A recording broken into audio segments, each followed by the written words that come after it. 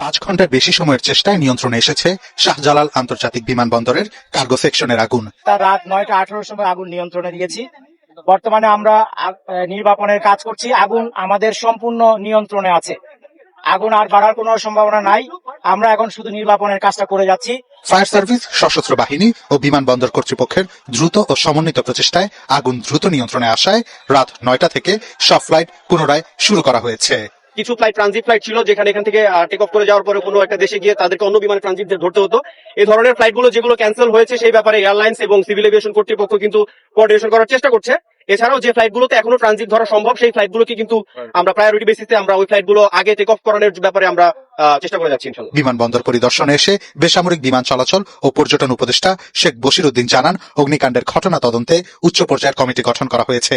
একই সাথে জানান, আমদানি কার্গো সেকশনে ক্ষয়ক্ষতি হলেও নিরাপদে আছে রপ্তানি সেকশন এবং টার্মিনাল। এই দুর্ঘটনাটা যেখানে ঘটেছে, এটা শুধুমাত্র আমদানি কার্গো। রপ্তানি কার্গো আমাদের পরিপূর্ণ আল্লাহর রহমতে নিরাপদ রয়েছে। জরুরি হচ্ছে আমাদের যারা আহত হয়েছেন তাদের চিকিৎসার ব্যবস্থা করা, সর্বোচ্চ পর্যায়ে একটা কমিটি তৈরি করে এটার দুর্ঘটনার কারণ জানতে হবে। আগুন লাগার পরপর বিপরীত দিক থেকে নির্বাপনের চেষ্টা চালানোর কারণেই গোটা সেকশনে আগুন ছড়িয়ে যায়। বাতাস একটা আমাদের সমস্যা ছিল, বাতাসের উইন্ড ডিরেকশন। আর 2 নাম্বার হচ্ছে ভিতরে যে কার্গোর যে ভিতরের জায়গাগুলো, এগুলি খোপ করা, ফলে এবং এই খোপের মধ্যে আবার দেয়াল দিয়ে করা, ফলে প্রত্যেকটা খোপ পরিষ্কার মানে ক্লিয়ার করে আমাদের আগুন নিভাতে হয়েছে। এটা আমাদের একটা ডিফিকাল্টিস ছিল। এর আগে দুপুর 2:15 দিকে অগ্নিকাণ্ডের সূত্রপাত। মুহূর্তেই তা ছড়িয়ে পড়ে আশেপাশে। নির্বাপন কাজে ফায়ার সার্ভিসের 37টি ইউনিটের সাথে কাজ করে সেনা, বিমান, নৌবাহিনী ও বিজিবি সহ অন্যান্য বাহিনী।